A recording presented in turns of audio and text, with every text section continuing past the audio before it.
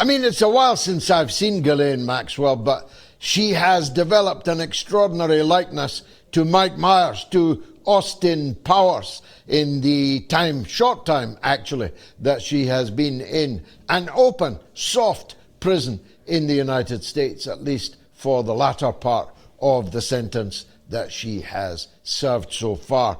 It begs the question, why would they put up a fake Ghislaine Maxwell, albeit with a long prison vantage point? The camera was seldom up close, but all it needed was some wag to blow the picture up, and I don't just mean the extra pounds that the pasta in the prison has, of course, put on Ghislaine Maxwell, a famously thin-faced woman. But no amount of pasta can change the length and the shape of your nose, and no amount of pasta can alter the distance between your eyes. And I've got to tell you, as someone who knows Ghislaine Maxwell, that wasn't Ghislaine Maxwell in that hearing. It was an entirely different woman.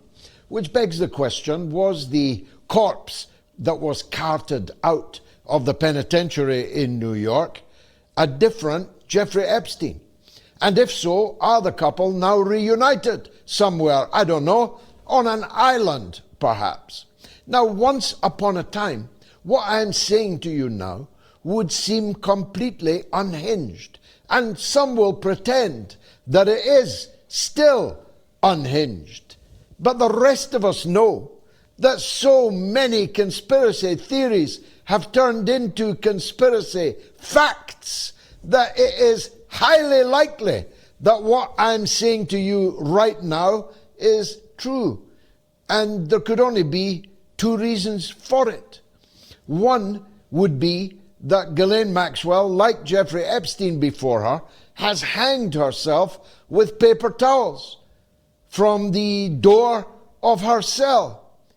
Or that Ghislaine Maxwell is no longer in that prison, and that somebody, some patsy, presumably using her voice, because I would say it was definitely her voice, someone is serving the time for her, which makes the demand for a pardon all the more urgent, because it would mean that an entirely innocent woman was serving time in the United States prison system for crimes for which Ghislaine Maxwell was found guilty. Now, I am well aware that what I'm saying to you sounds extreme. It sounds as extreme as the possibility that, as well as aeroplanes flying into the Twin Towers, the building had been laced with explosives. And that was once, including by me, widely ridiculed as a theory. But it isn't any longer. In fact, everybody now realizes that the truth about 9/11 has yet to be told. Everybody long ago realized that the notion that Lee Harvey Oswald was not the lone gunman in the expert assassination of President John Fitzgerald Kennedy, nobody now believes that. Time after time after time, that which seemed completely outlandish has turned out to be true. It would once upon a time have seemed impossible to believe that the chief executive officer of J.P. Morgan and Barclays Bank would thank Jeffrey Epstein for the Snow White experience, just after Jeffrey had ordered online a Snow White costume. A Snow White costume, presumably for a very young child. Presumably, given the emails, for the edification, maybe he just loved Walt Disney. Maybe he just loved Snow White. Maybe he just loved seeing little girls dressed up as Snow White. But this man was the chief executive officer of J.P. Morgan and of Barclays Bank. You see the point I'm making here? It would once upon a time have been simply impossible to believe that children's teeth would be extracted, the better for them to perform oral sex on grown men without the danger of biting. But that's all in the Epstein emails. You feel me? None of this is coming from my fevered imagination. All of this is now causing the collapse of governments, of royal families all over the world. The former Prime Minister of Norway has just been arrested by the police on corruption charges arising from the Jeffrey Epstein emails. The Prime Minister of a NATO country, of an EU partner country, has just been arrested. Crown princesses are having their crowns topple in front of our eyes. Crown princes of the English royal family are right now facing increasing demands that they be arrested. There's not been a royal arrested since the princes in the Tower, but it might well happen in the next hours, days, or weeks. The British ambassador to Washington is facing serious prison time. Not for sexual offences, not yet at least, but for ordinary corruption offences, insider trading, and the multiple breaches of the Official Secrets Act, which are already established by the time on the emails. No defence, my lord. I did send Jeffrey Epstein an advance copy of a market-sensitive speech that I and others were about to give. I plead guilty to that, my lord. There is no defence to the fact that I gave Jeffrey Epstein advance notice of crucial bailout particulars of the euro, so allowing, if he'd wanted to, Jeffrey Epstein to make a fortune, a killing on the stock market as a result of that insider knowledge. Peter Mandelson, former Deputy Prime Minister of Britain, stands accused of seeking to buy a £2 million apartment in Rio de Janeiro through a Cayman Islands company which he has no recollection of, he told the Financial Times, which 5 days later produced the documents signed by Peter Mandelson, arranging the purchase, the funding from the Cayman Islands for the purchase of a £2 million apartment. Must have been some apartment. Must have been looking out over the Copacabana. It's the sort of thing you could easily forget. It's the sort of thing you could easily lose any recollection of. Do you feel me? These criminals are tumbling all over the world, except so far in the United States of America. In fact, the man who looks most likely even to lose his job is Congressman Thomas Massie, without whom none of what I have just said to you would yet be public knowledge. Massie and his Democratic oppo, Ro Khanna, if not for them, there would be no Epstein files to discuss. I don't know about Ro Khanna. I don't give a damn about him, to be frank. But if Thomas Massie, who the worst people in the world are spending tens of millions of dollars in a congressional race in one part of Kentucky, if Massie loses because of what he has done for the world in forcing the release of these Epstein files, well, it will tell us that the demons truly are in charge, that hell is empty because all the devils are here. Marco Rubio's still here.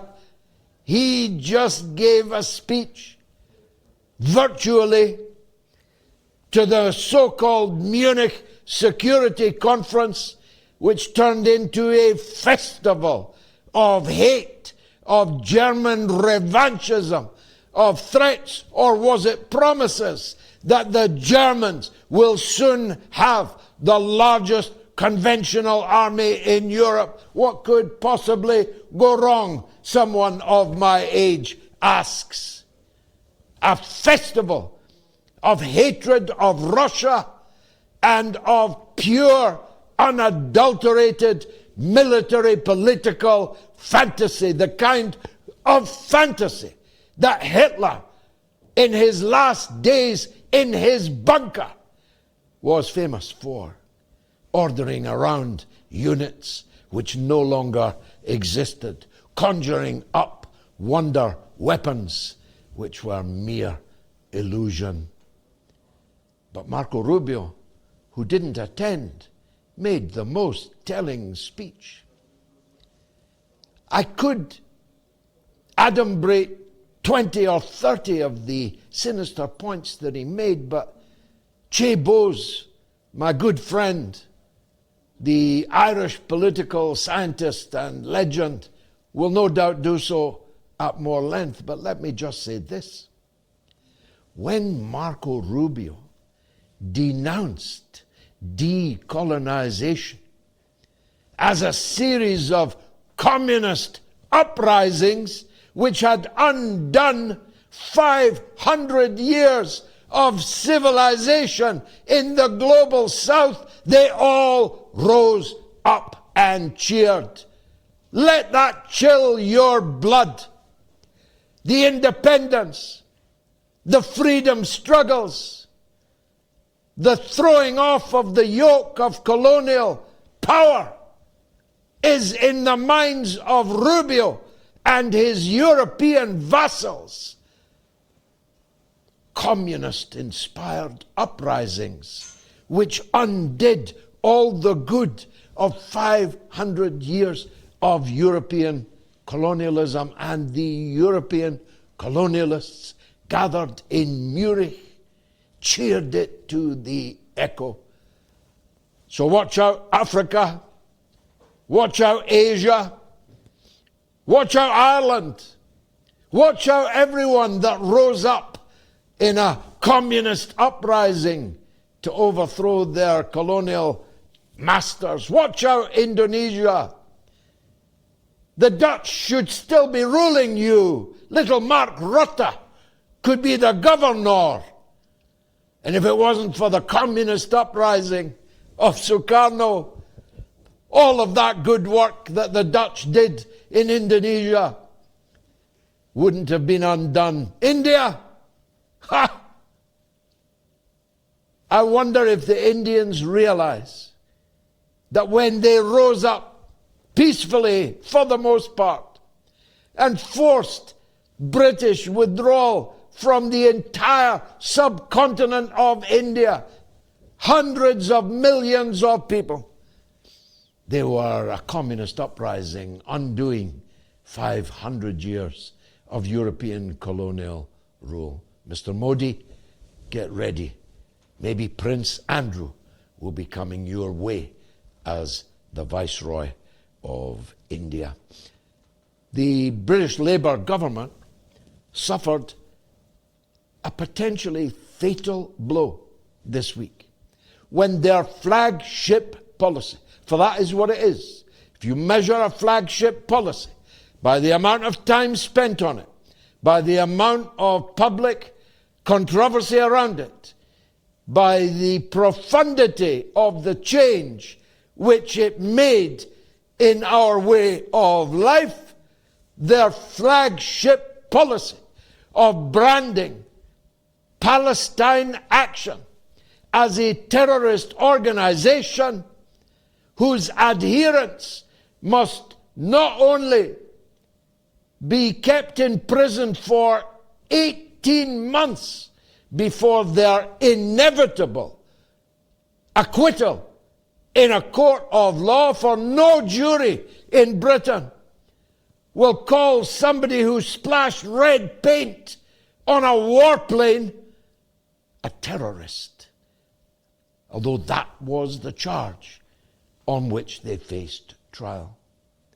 But worse, the High Court, possibly the last not totally corrupted institution in the British Isles, has declared the proscription of Palestine Action to have been unlawful.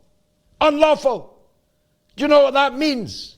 It means that 3,000 people, most of them old people, people in wheelchairs, blind people, 93-year-old people, were shanghaied by the British police unlawfully, were dragged off in handcuffs unlawfully, were locked up in prison unlawfully, were charged with terrorism unlawfully, and will all now have to be released, have to be cleared, have to be compensated.